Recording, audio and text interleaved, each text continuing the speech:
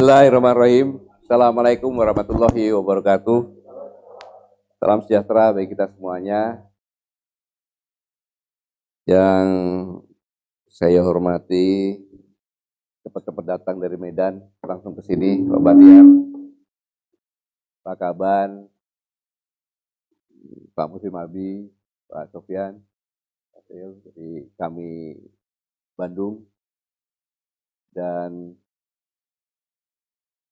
Pak Laude baru datang, eksekutif komite dan semuanya, terutama para panelis yang sangat luar biasa, dan Pak Radar, Bapak Ibu sekalian, hadir sekalian, pada kesempatan ini saya mengajak kita semuanya bersyukur dari Allah Subhanahu wa taala, Tuhan Yang Maha Esa, bahwa negara kita kemarin dirayakan 77 tahun. Dan bersyukur lagi bahwa pada hari ini kita bisa berkumpul di sini untuk bersama-sama menanyakan kepada semuanya, selamatkah Indonesia dengan sistem bernegara hari ini? Itu satu hal yang luar biasa. Dan semoga apa yang disampaikan tadi, kalau dikatakan saya sebagai penyimpul, bukan kapasitas saya dari segi ilmu dari beliau-beliau yang ada di sini. Tetapi saya hanya mengajak saja kita sama-sama melihat kemarin 77 tahun yang lalu, Bung Karno dan Bung Hatta mengatakan kami bangsa Indonesia. Dengan ini menyatakan kemerdekaannya. Kami bangsa Indonesia menurut Bung Karno adalah persatuan rakyat-rakyat yang sama tujuannya, yang punya cita-cita yang sama. Jadi sejak bangsa ini berdiri, bahwa bangsa ini adalah yang pemilik negeri ini. Belum ada negara waktu itu. Hanya sekumpulan rakyat yang sama-sama senasib, penanggungan, yang sama-sama ingin bangkit dari penjajahan, ingin menjadi merdeka yang sesungguh-sungguhnya, menyatakan kemerdekaannya. Baru hal-hal lain akan dilakukan dengan cara yang sesingkat-singkatnya. Dan ini keesokan harinya barulah pemerintahan dibentuk. Di mana dalam pemerintahan dibentuk itu untuk melindungi segenap bangsa Indonesia dan seluruh tumpah darah Indonesia. Dan untuk memajukan kesejahteraan umum, mencerdaskan kehidupan bangsa dan ikut melaksanakan dan seterusnya. Tapi yang paling penting adalah melindungi segenap bangsa. Jadi bangsa yang kemarin dimerdekakan, sekumpulan masyarakat, rakyat yang satu tujuan satu cita-cita ini harus dilindungi oleh pemerintah. Tugas utama pemerintah itu. Kemudian yang lebih penting lagi adalah juga melindungi seluruh tumpah darah Indonesia, yaitu sumber daya alam, darat, laut, udara, tempat, ruang di mana bangsa ini berkumpul untuk bisa hidup dan mensejahterakan serta mencerdaskan kehidupan bangsa. Ini perintah konstitusi yang tertinggi, yaitu preambul, pembukaan atau pendahuluan dalam Undang-Undang Dasar 45.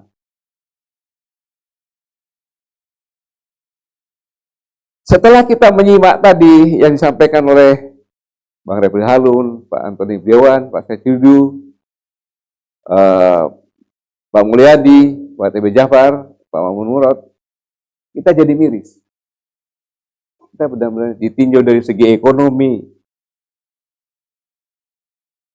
Nah, untuk melaksanakan semuanya ini ada pedoman yang paling tinggi, yaitu sila 1, kedua, ketiga, dan keempat.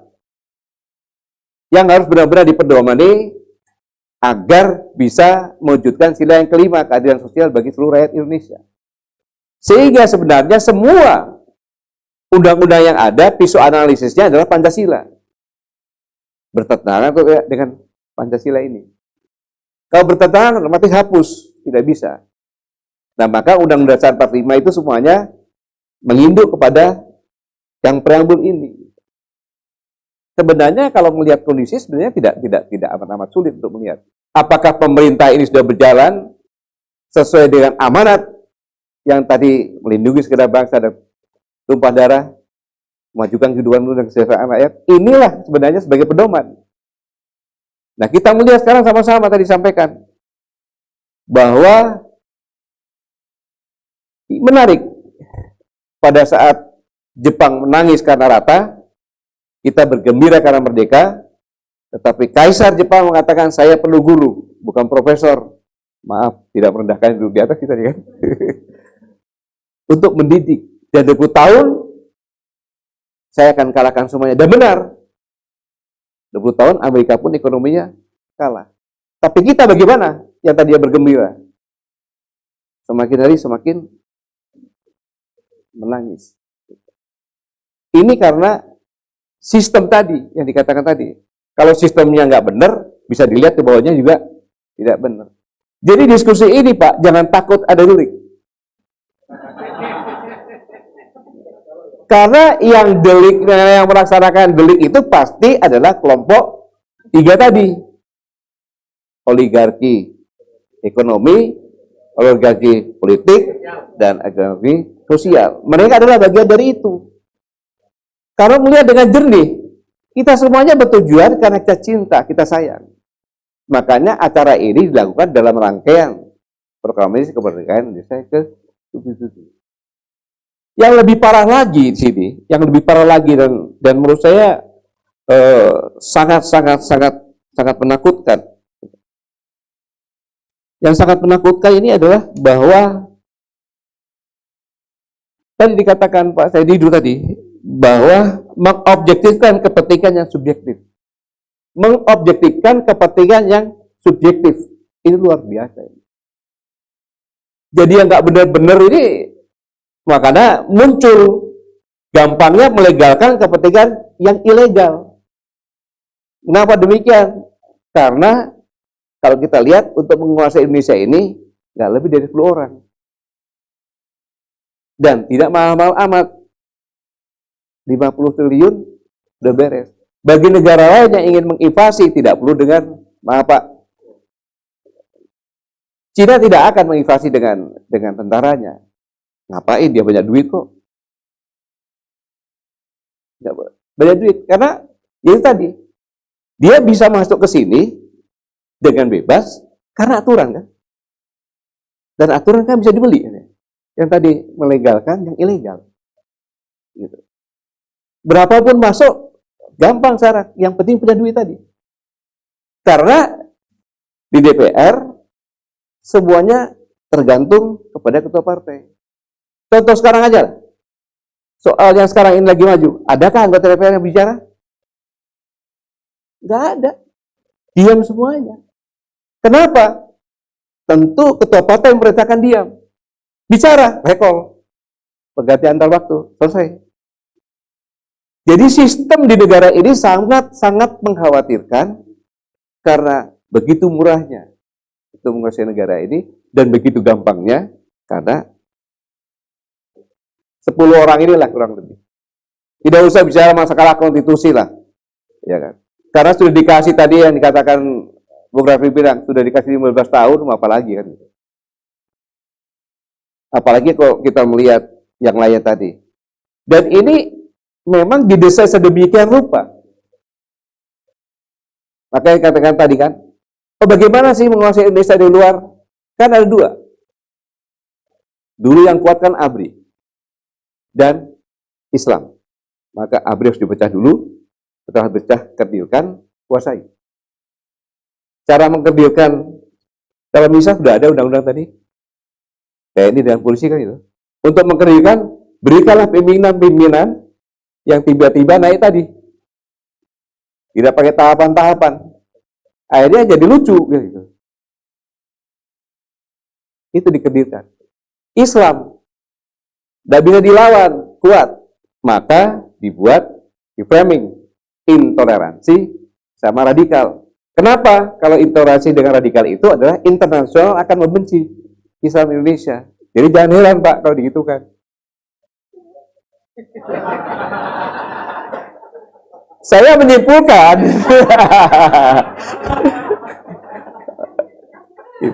maka politik identitas inilah yang diatur. Karena para negara-negara yang akan mengambil Indonesia ini tahu persis bahwa identitas itulah yang bisa memerdekakan bangsa ini.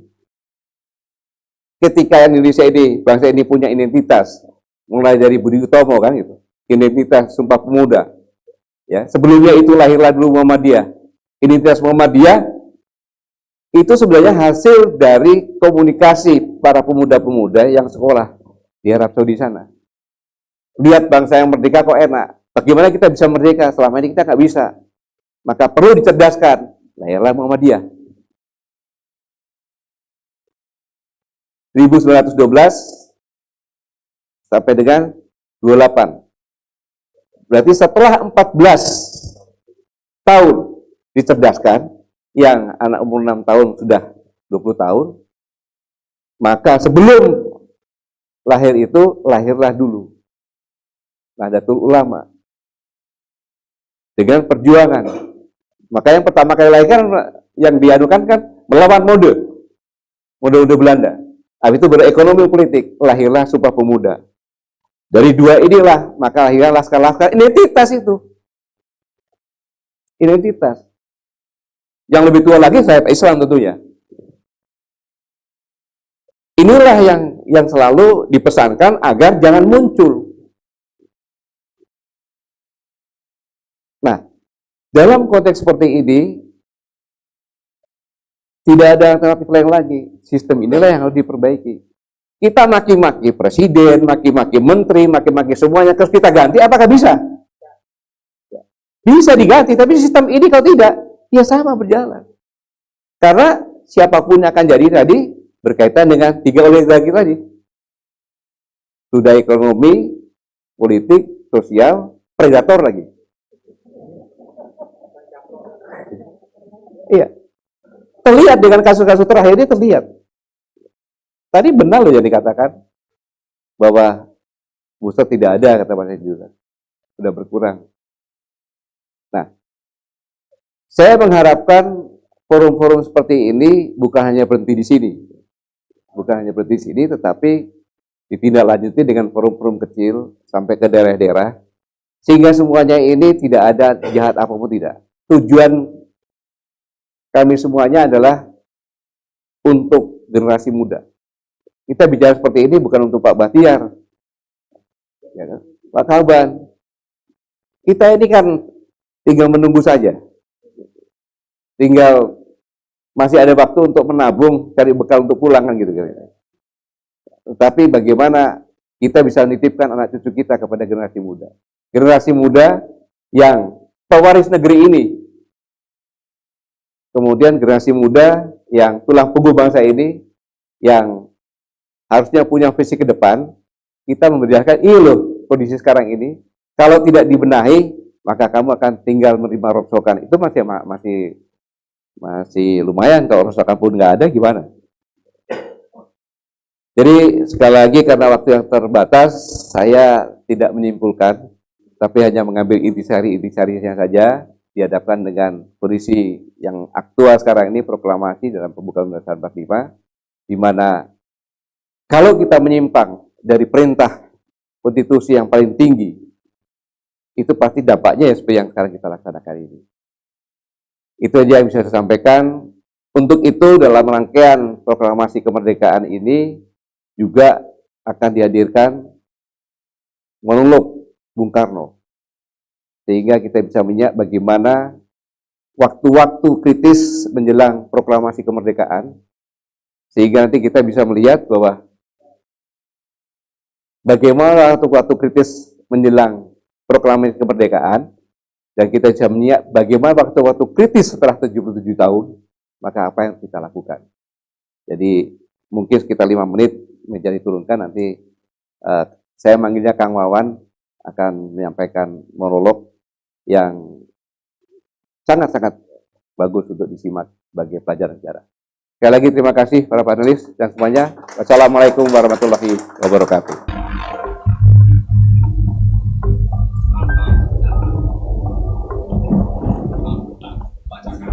Proklamasi tahun 40 mendatang. Aku membutuhkan dia Aku dari Jawa dan Hatta dari Sumatera. Demi persatuan, aku memilihkan orang dari Sumatera agar mendapat dukungan dari rakyat.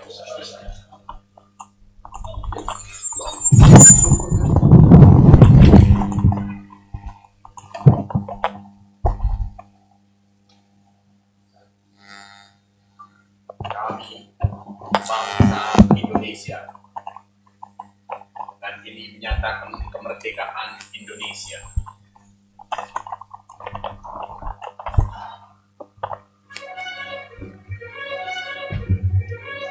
Setelah puluhan tahun aku berdoa,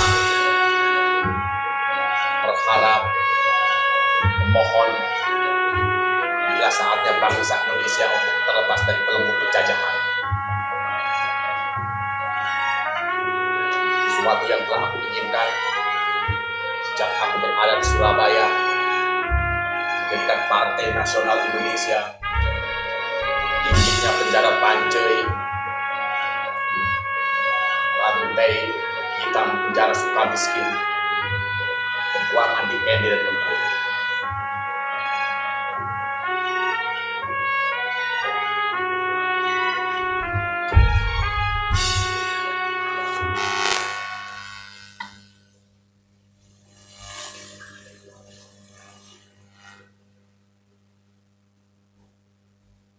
Aku lelah sekali.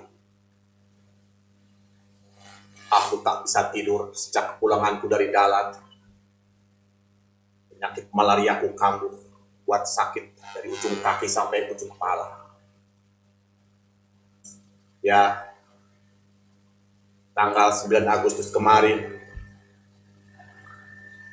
aku, Hatta, dan Rajiman dipanggil oleh Marskal Terauchi di Dalat.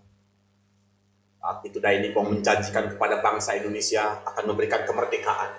Dan aku sebagai ketua PPKI diserahkan untuk menentukan kapan kemerdekaan itu akan dilaksanakan.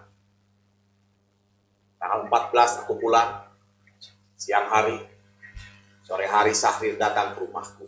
Dia bilang, "Bung, radio-radio di luar negeri sudah mengumumkan bahwa Dainipong sudah menyerah kepada sekutu.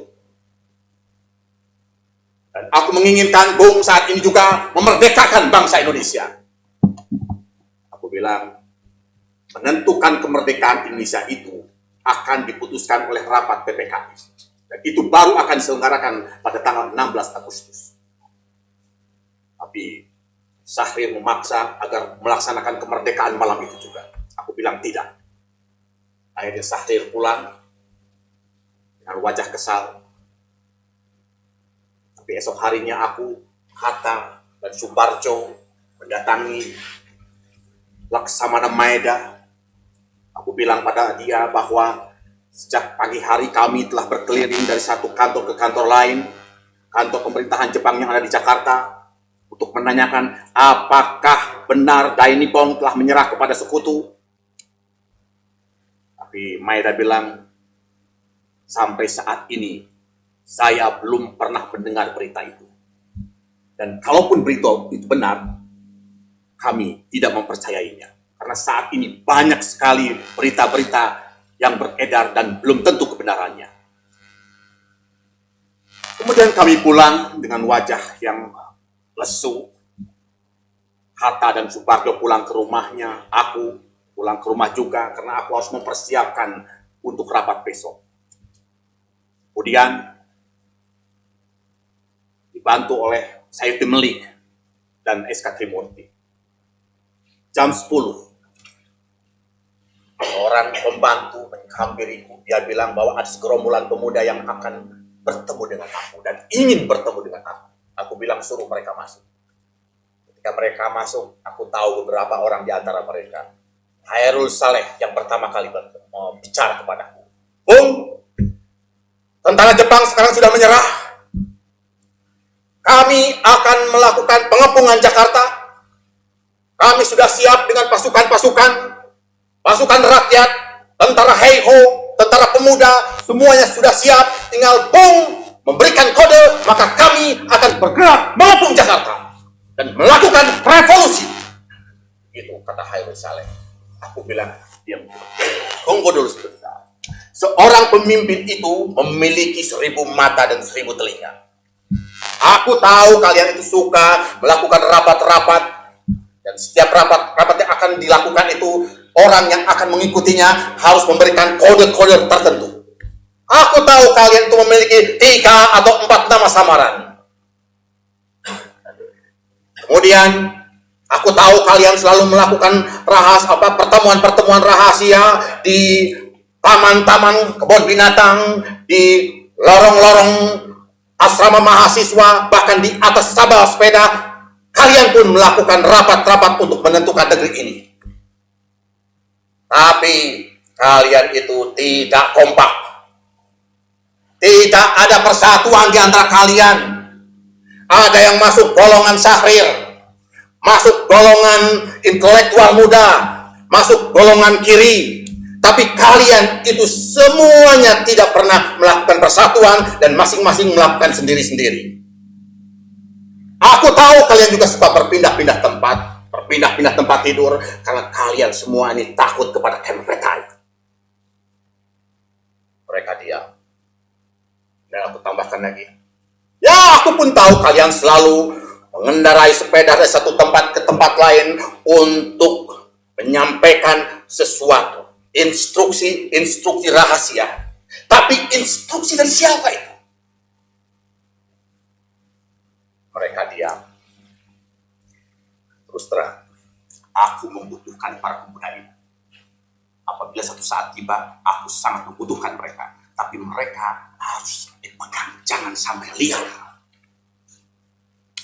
Aku bilang lagi, salahnya dari kalian itu adalah kalian tidak pernah berpikir secara matang. Kemudian Sukarni mendatangiku. Dia bilang, Bung tahu bahwa Jepang sudah menyerah dan mereka tidak tahu apa yang harus dilakukan pada kita. Apakah mereka akan menghabisi kita atau membiarkan kita menjadi liar? Nah, sebelum mereka melakukan tindakan yang sangat konkret, mari kita beri surprise mereka. Aku bilang, mana kekuatan kalian? Aku tak percaya kepada kekuatan kalian. Tiba-tiba para pemuda berteriak, Bung, kami semua siap mati, Bung. Ya, aku tahu. Tapi mana kekuatan kalian? Tunjukkan kepadaku. Apa yang akan kalian untuk menyerang basis-basis persenjataan Jepang yang sudah masih lengkap? Baik, begini saja. Berikan rencana kepadaku bagaimana cara menyelamatkan perempuan dan anak-anak. Lalu kemudian, bagaimana rencana kalian kalau seandainya revolusi berhasil dan bagaimana cara memeliharanya? Kalian tidak tahu, bukan? Itu yang aku pikirkan. Aku akan memikirkan secara matang apa yang akan terjadi bila revolusi itu tidak berhasil dan jangan sampai menemukan korban yang terlalu banyak. Lalu, kalau kalian melakukan rencana itu, bagaimana dengan daerah-daerah lain? Bagaimana dengan Kalimantan, Aceh, Sumatera, Lombok, Sulawesi? Apa kalian sudah memberitahukan mereka? Belum, kan? Ini taktikku. Pertama, kita harus melakukan proklamasi dan disebarkan ke seluruh Indonesia dalam waktu yang bersamaan. Yang kedua, kita harus membuat sebuah teks proklamasi yang akan membangkitkan semangat rakyat. Dan yang ketiga adalah baru kita mengobarkan revolusi. Dan tugasku adalah mengenali emosi-emosi itu.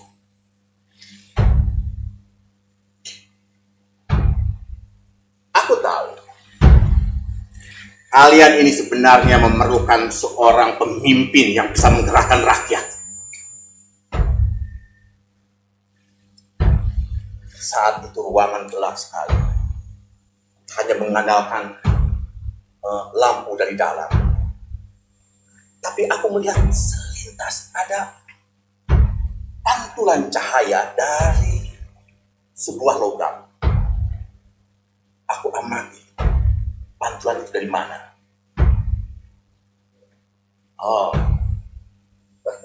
ternyata pantulan cahaya itu dari golok yang diselipkan di salah satu pinggang pemuda.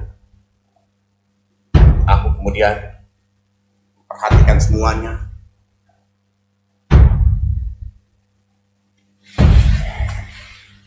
Semua membawa persenjataan. Golok, pedang panjang, pistol. Tapi aku tidak tahu. Aku bilang pada mereka, kalian mungkin mengira bahwa aku memperjuangkan kemerdekaan ini baru-baru ini. Ingat, aku berjuang demi kemerdekaan Indonesia itu lebih lama dari kalian. Mereka diam. Kemudian tiba-tiba mendengar bisik-bisik. Oh, mungkin Bung Karno ini takut. Mungkin Bung Karno ini seperti melihat hantu. Oh, mungkin Bung Karno ini sedang menunggu perintah dari Teno Heiga. Witana menghampirimu dengan mengacung-acungkan pistol. Dia bilang, Bung, aku tidak menakut-nakutimu. Laganya seperti seorang koboi di film Amerika. Tapi sekarang ini revolusi berada di tangan pemuda dan Bung adalah anak buah kami. Kalau Bung tidak melakukan perintah kami, maka apa?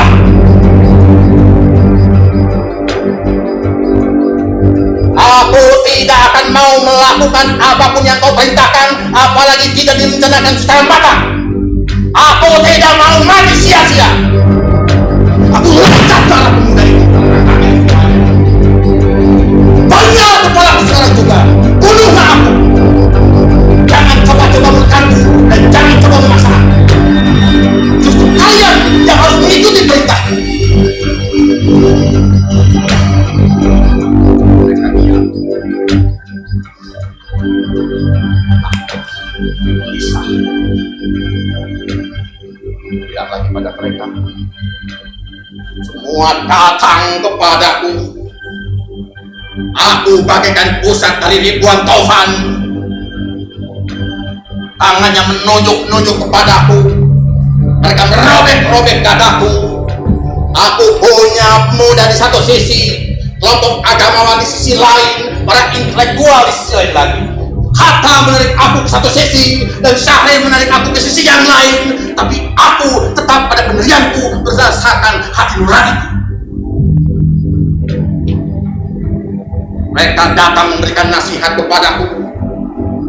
Jika terjadi sebuah peristiwa, mereka memalingkan muka dan jarinya menuding kepadaku. Mereka bilang, tidak Bung, kami memerlukan Bung. Hanya satu-satunya orang yang bisa memintanya adalah Bung. Bung adalah orang yang siap dengan tiang jantungan. Baik. Kalian masih membutuhkan aku dan kalian tidak bisa menemukan pimpinannya sendiri dan kalian tidak menemukan pimpinan orang lain, kalian memaksa aku untuk menjadi pemimpin kalian. Baik, tapi aku akan laksanakan dengan cara tersebut. Mereka seorang pemuda menghampiri aku dan bilang, Bung, tentaraku di luar ini sudah gelisah. Mereka menunggu perintah. Kalau Bung tidak menepati janji, mereka akan menjadi liar. Dan kalau besok terjadi sesuatu, Bung yang harus bertanggung jawab. Aku biarkan mereka pergi.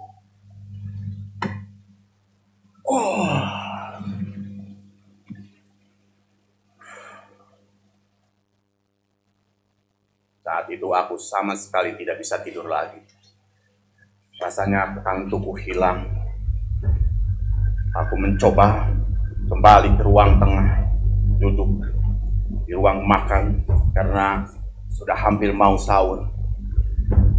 Aku berusaha untuk memusatkan perhatian untuk rapat besok.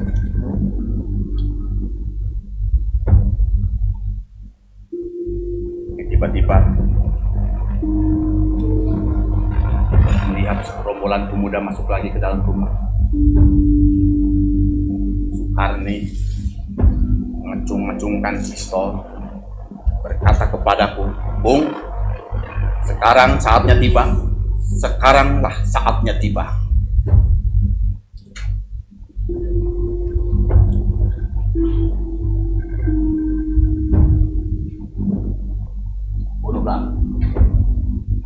Bunuhlah aku sekarang juga. Kalau aku memimpin pemberontakan kemudian tidak berhasil, aku pun akan dibunuh. Kalian semua akan dibunuh. Kalian mati ada penggantinya. Kalau pemimpin mati, siapa yang akan menggantikan aku? Mereka bilang, justru itu, Bung. Kami akan membawa Bung keluar kota malam ini juga. Ya, kami harus menyelamatkan Bung. Aku sama sekali tidak bisa ngomong. Sepanjang malam aku bicara kepada mereka, tapi tidak ada sedikit pun mereka memperhatikan omonganku. Masuk ke kamar, aku melihat Fatmawati sedang duduk menyelanjang, mungkin dia sudah terbangun tadi karena teriakan-teriakan. Aku bilang kepada Fatmawati, mari kita pergi, bawa secukupnya saja. Dan Fatmawati Guntur bersama aku keluar dari kamar. Tiba-tiba seorang prajurit menyerahkan bungkusan kepadaku. Aku buka, isinya adalah seragam tentara. Aku bilang, untuk apa? Oh, tentara Jepang akan curiga kalau seandainya ada orang sipil yang bergerak pagi hari. Lalu Fatmawati di mana? Oh, tidak apa-apa, Bung. Sudah terbiasa seorang prajurit membawa keluarganya. Dan aku keluar. Di depan nampak berhenti dua mobil. Di yang paling depan, melihat ada seseorang yang melambaikan tangannya kepada perhatikan harta. Dan kami masuk ke mobil pertama. Kemudian mobil kedua hanya berisi bahan-bahan makanan. Kemudian kami jalan. Dalam bayanganku saat itu adalah kami semua menuju ke arah Bogor. Kemudian aku bertanya, mau dibawa kemana kita? Mereka tidak mau menjawab. Kemudian tiba-tiba Guntur menangis. Tapi sopir itu tetap masih berjalan. Kalau Guntur menangis, benar harus disusui. Aku bilang, kamu mau anak? Kalau kita memakai mobil senjata, akan dicurigai oleh dengan mobil kita sendiri, maka mereka akan menyangka bahwa kita sedang bergerak. Pasukan tentara sedang bergerak menuju ke depan. Kemudian kami berhenti di sebuah daerah. Semua cukup dulu. Karena katanya di depan tidak aman. Kemudian kami disembunyikan di sebuah kubur kecil tengah sawah. Lama sekali kami berdiri. Para prajurit keliling kubur. Kemudian ada laporan bahwa tempat itu pun sudah tidak aman. Dan kami harus bergerak. Akhirnya kami bergerak. Lama sekali kami jalan. Dan tibalah kami di sebuah tempat. Dan kami diri di sebuah rumah besar, kotor, kelilingnya kebun, penuh dengan babi. Dan itu adalah rumah orang tua. Dia bilang, kenapa? Kenapa mesti masuk ke rumah ini? Ya, inilah satu-satunya rumah yang cukup buatku, karena rumah ini dekat dengan markas kami. Kemudian dia melihat ke satu arah, aku pun melihat ke arah sana. Markas dekat. Yang pada hari terdekat apa-apa. Bahkan yang hari orang lagi mengatakan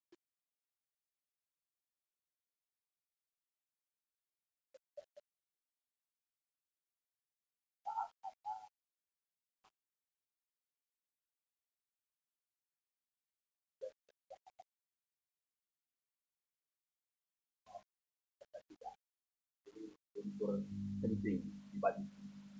Lalu bagaimana? Karena aku tahu Hatta tidak membawakan.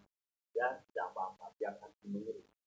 dengan begitulah berlangsung terus. Mati. Setelah tiba-tiba saya mendengar sebuah mobil tua berhenti di arah. Dan kemudian di depanku berdiri seseorang yang bernama Suparjo. Aku sungguh kaget dia ada di situ. Aku bilang, ada apa? Kenapa? Bagaimana di Jakarta? Bung, di Jakarta tidak terjadi apa-apa. Bung sekarang harus kembali ke Jakarta dan memimpin rapat. Oh, ini bagaimana? Bung, mari kita pergi. Kemudian kami pergi. Di tengah jalan aku bilang pada Suparjo bertanya, kenapa? Apa yang terjadi? Rapat tidak jadi. Karena Bung Karno dan Bung Hatta tidak ada.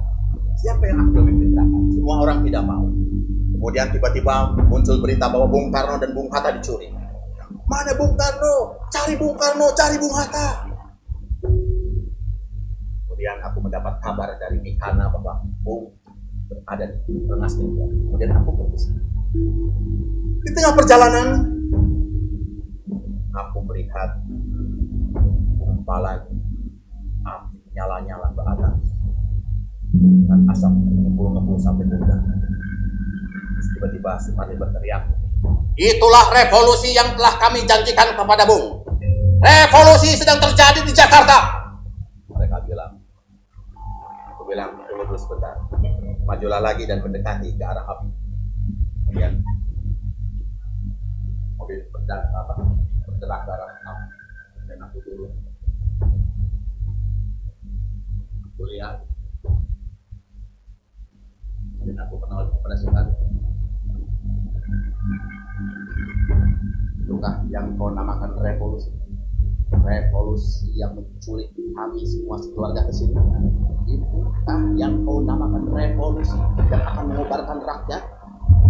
Itu hanya seorang marhaen yang sedang membakar jerami di tengah sawah. Ya, Mari masih marah dan masih macam-macam. Baru bilang, turunkan pistolmu, jangan berlagak seperti pahlawan. Bergeraklah Pak, sampailah di rumah kami, di rumah saya. Fatmawati dan Guntur masuk. Kemudian aku diam sejenak. Aku mendengar laporan dari Suparjo bahwa PPKI tidak bisa diselenggarakan rapatnya di Hotel Des Indes. Karena hotel itu sudah dijaga oleh tentara Jepang. Tapi dia sudah bilang kepada Laksamana Maeda untuk meminjamkan rumahnya untuk dijadikan tempat rapat. Dan Maeda menyetujuinya. Pergilah kami ke rumah Maeda. Di sana ada Maeda, dia bilang dia sangat beruntung bahwa aku dan Hatta kembali lagi di Jakarta. Meskipun ketika perginya tidak pamit, dia bilang begitu. Sebenarnya untuk tokoh-tokoh kemerdekaan, hal-hal semacam itu harus dijaga. Ada adab, ada tata krama, ada sopan santun. Sebab kalau tidak, maka akan terjadi kesalahpahaman. Kemudian dia melirik ke arah pemuda. Saya tidak menyangka bahwa kalian para pemuda mempunyai keinginan kemerdekaan itu begitu besar.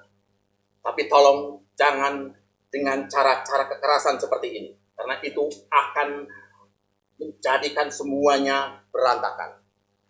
Dan aku bilang pada Maeda, aku akan menjaga keselamatan Bung Karno dan Bung Hatta. Jadi kalian jangan khawatir. Tapi Kaigun tidak punya kekuasaan apapun di negeri ini. Kami hanya membantu saja. Itu saja. Kemudian aku melirik kepada Soekarno. Apakah masih bisa dicegah? Ya, masih. Belum terlambat, kata Soekarno. Kemudian dia pergi. Aku mengucapkan terima kasih kepada Laksamana Maeda yang rumahnya dijadikan tempat rapat. Tapi dia bilang sebaiknya aku menghadap dulu ke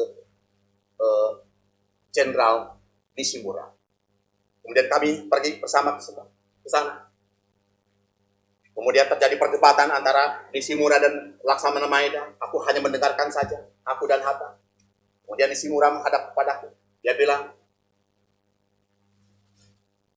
tuan-tuan, saat ini Dai Nippon sudah tidak punya kekuasaan apapun. Kami hanyalah penjaga keamanan dari pasukan sekutu. Oleh karena itu, janji-janji kemerdekaan yang telah diberikan kepada bangsa Indonesia, dengan ini kami terpaksa nyatakan tidak bisa. Kami sekarang menjaga negeri ini dari status quo. Jadi, Dai Nippon sudah tidak punya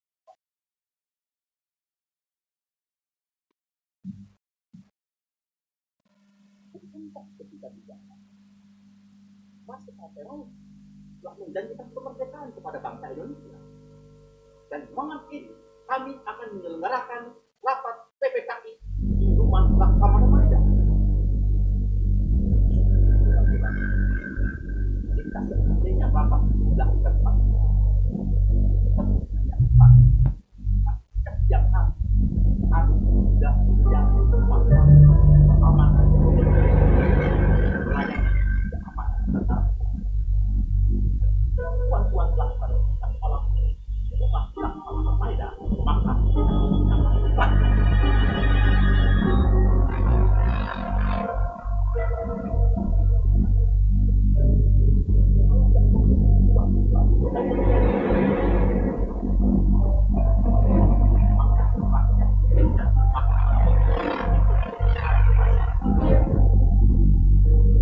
menyelesaikan sebagai kemenangan kalian sudah sama perang dan kami biarkanlah kami yang berjuang dan kami tidak mau negara kami dijadikan sebagai barang inventarisir. Jadi sebaiknya Wan Dai Nippon berikanlah kepada kami kekuasaan agar kami bisa sekarang ini dalam keadaan status kami tidak bisa melanggar. Dan kalau seandainya para pemuda melakukan pergerakan-pergerakan yang mencurigakan, kami akan partai Tun Kaitan memerintahkan kepada seluruh pegawai-pegawai Indonesia tidak melakukan perubahan apapun dalam dengan rapat laksanakan bagi kami maka setiap hari dan pukul 1 siang negara ini yang dalam keadaan kami pengamat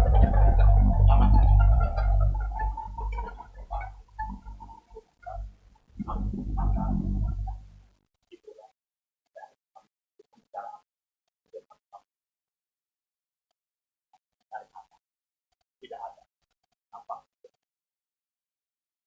Kemudian kami pulang dalam bilang kepada kami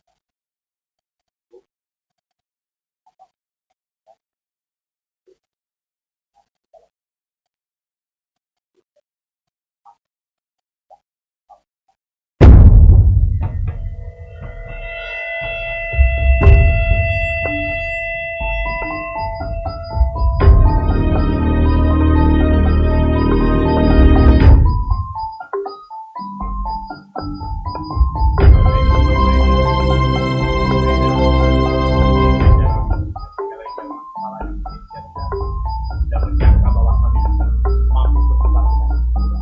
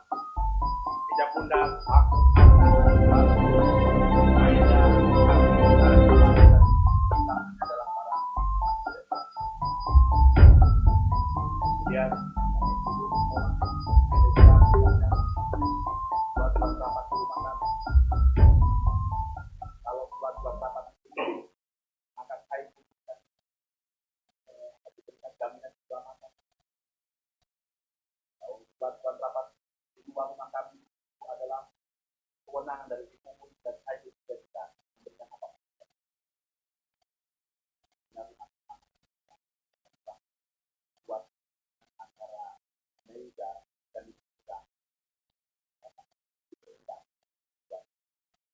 Dia bilang, tidak apa-apa. Ini sudah menjadi kewajiban saya. Tidak kita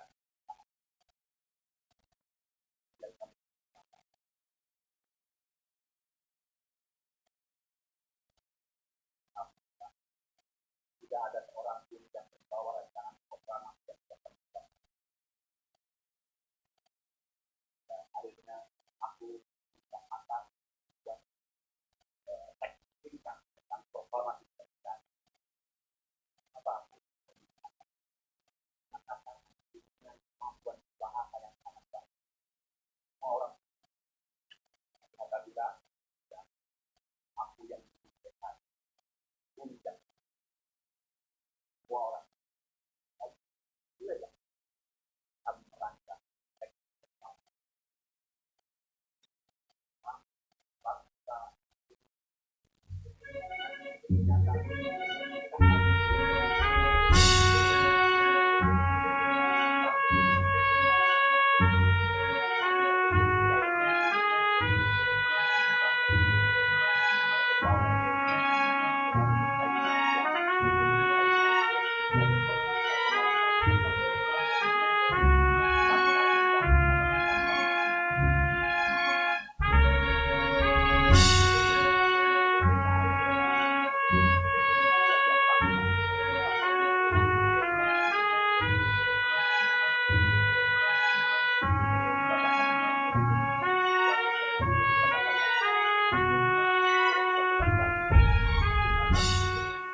itu perang revolusioner.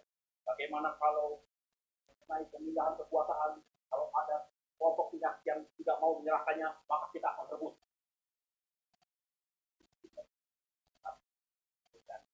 Semua orang habis pada awal. Kemudian kami semua pergi keluar dari ruangan tersebut menuju teman-teman ruangan. Aku memohon maaf karena rapat molor ini demi persatuan dan kita semua ingin berdekatan. Kita mematuhi. Dan aku bacakan teks proklamasi tanpa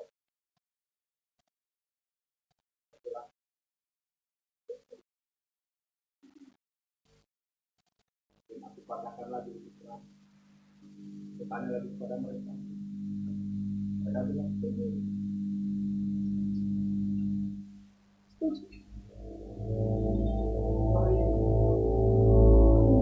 badanku mendengarkan mereka berteriak kemerdekaan bangsa.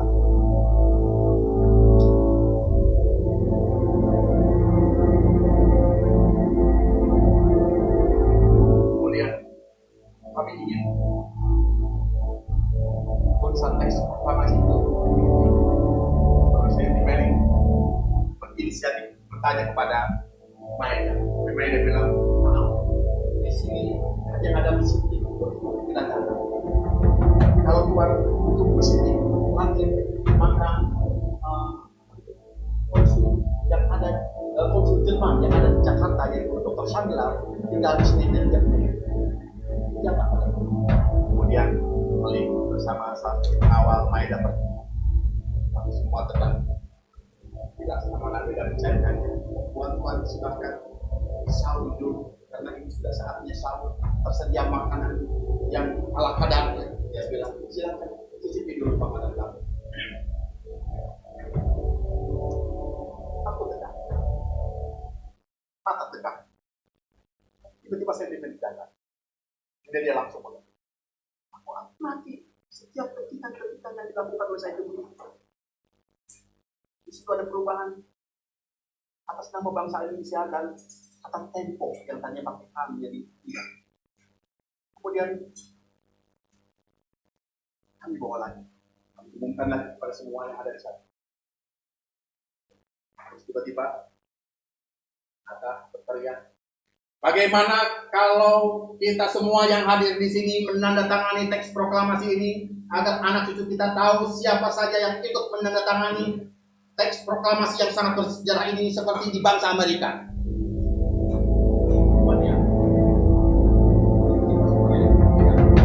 Aku tidak setuju orang-orang yang ada di ruangan ini ikut menandatangani teks proklamasi.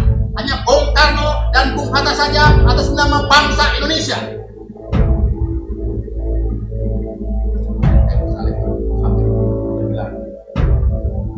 Oh, para pemuda ini sudah sepakat. Bung Karno dan Bung Hatta yang menandatangani teks proklamasi ini. Aku tidak mau dua orang Jepang itu ikut menandatangani. Dan mereka kalau sadar ada dua orang dari Jepang. Kemudian aku menandatangani. Hatta juga menandatangani. Dan masalah sebenarnya bagaimana teks proklamasi itu akan dibuat? Bagaimana teks proklamasi itu bisa diketahui di seluruh Indonesia? Bung, bagaimana kalau di lapangan Gambir saja kami akan mengerahkan pemuda agar datang ke lapangan tersebut?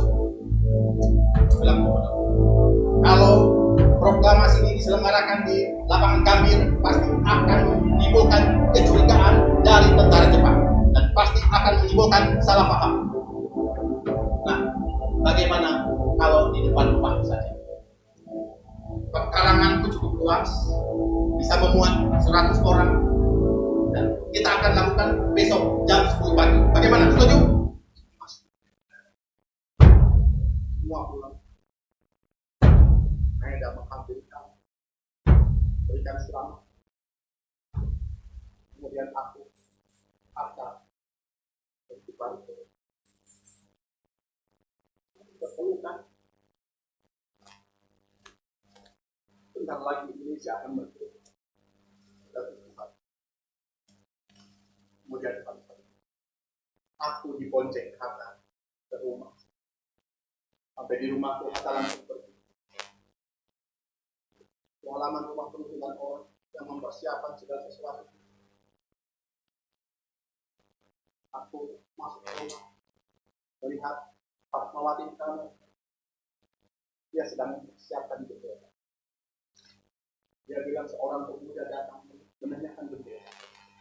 Dan dia baru ingat bahwa dia setahun yang lalu tetap mencari bendera. Dan aku kembali ke ruang utama. Dia merenung.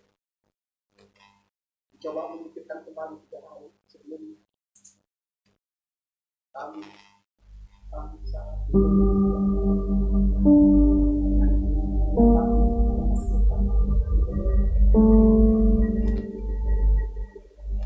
aku mengharapkan bahwa ini adalah sebuah peristiwa emas. Karena tidak ada suara nabi, tidak ada paduan suara malaikat yang mengalun merdu, tidak ada pasukan tentara yang berjaga-jaga pakai seragam melakukan upacara. Tidak aku menulis teks proklamasi itu. Tidak ada wartawan, tidak ada juru potret, tidak ada tinta emas, tidak ada orang-orang yang melakukan pidato-pidato yang berbunga-bunga, tidak ada undangan yang memakai seragam hitam-hitam, perempuan yang memakai mutiara. Inilah sana hanya pun seorang perwira bersinar Jepang. Tapi bagiku sekarang ini adalah peristiwa emas.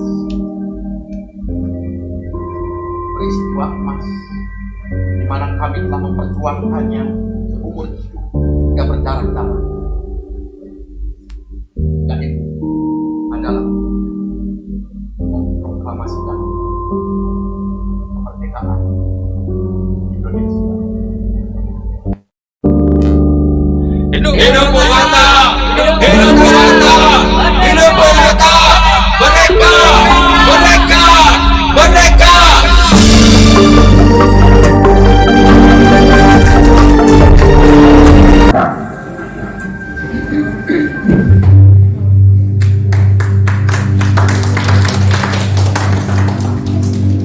Terima kasih. Pembawahan ini sedang berusaha untuk bisa tampil di Melbourne. Mudah-mudahan kita doakan bisa berangkat ke Melbourne sehingga bisa mengibarkan merah putih. Saya akan membawakan monolog ini juga.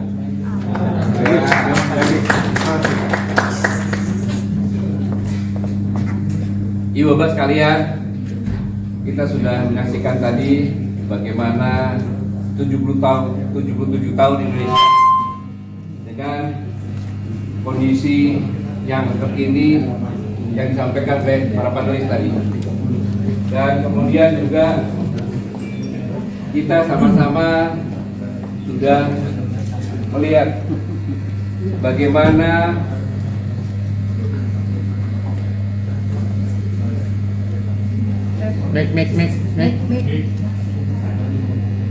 lanjutkan, kita sudah melihat bagaimana proses menjelang proklamasi kemerdekaan Indonesia yang begitu, saya pun baru tahu secara detail sejarah-sejarahnya, dan sama-sama kita juga menyaksikan bahwa kondisi bangsa ini dari panelis tadi sangat sudah menyimpang jauh dari sistem yang sudah dicanangkan oleh Mother and Founding Father. Dari kondisi ini, saya ingin mendedikasikan puisi untuk seluruh anak bangsa ini, khususnya para Soekarnois, yaitu orang-orang yang mencintai Soekarno, Insinyur Soekarno sebagai proklamator bangsa ini, dan juga untuk keluarga Bung Karno, dan lebih khusus lagi untuk para pemuda sebagai pewaris negeri ini, tulang punggung bangsa ini, dan tentunya yang harus punya motivasi dan inovasi serta berpikiran ke depan dengan melihat kondisi bangsa ini.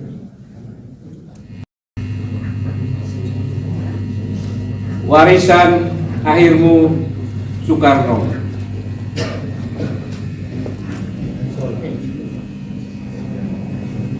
Sutarjo boleh bicara,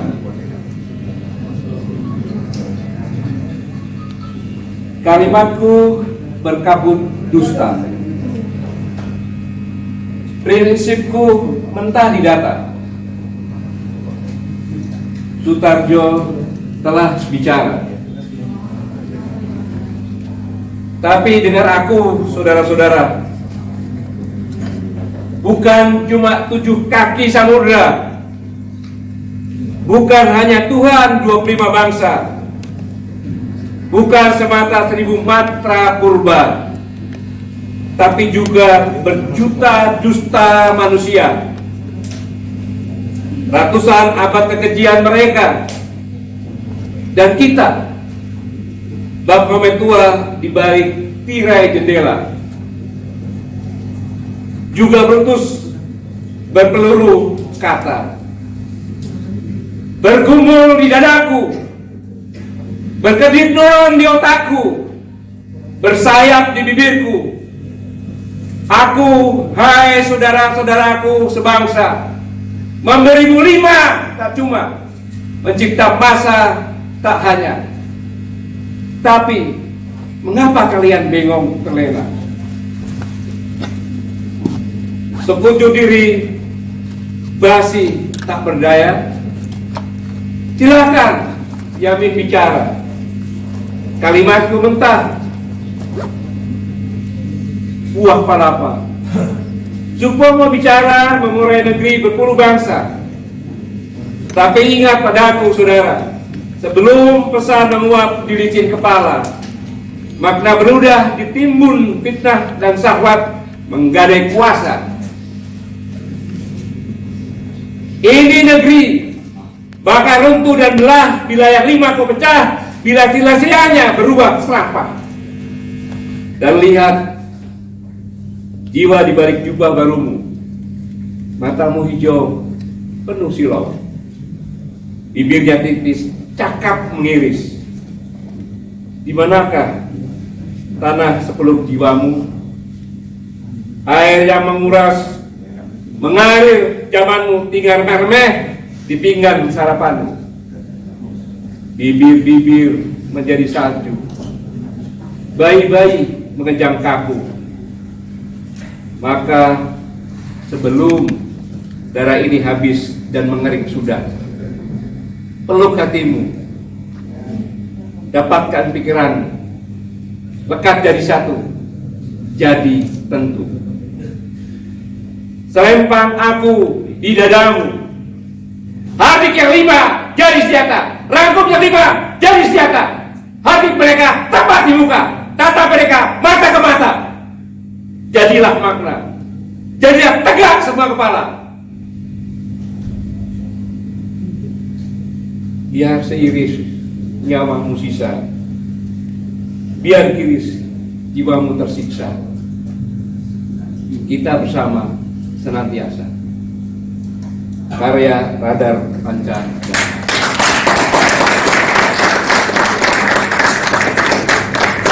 Dirgahayu Proklamasi Kemerdekaan Republik Indonesia ke-77 dan 2 tahun perjuangan kami Koalisi Aksi Menyelamatkan Indonesia dan maju terus, bangkit atau punah. Assalamualaikum.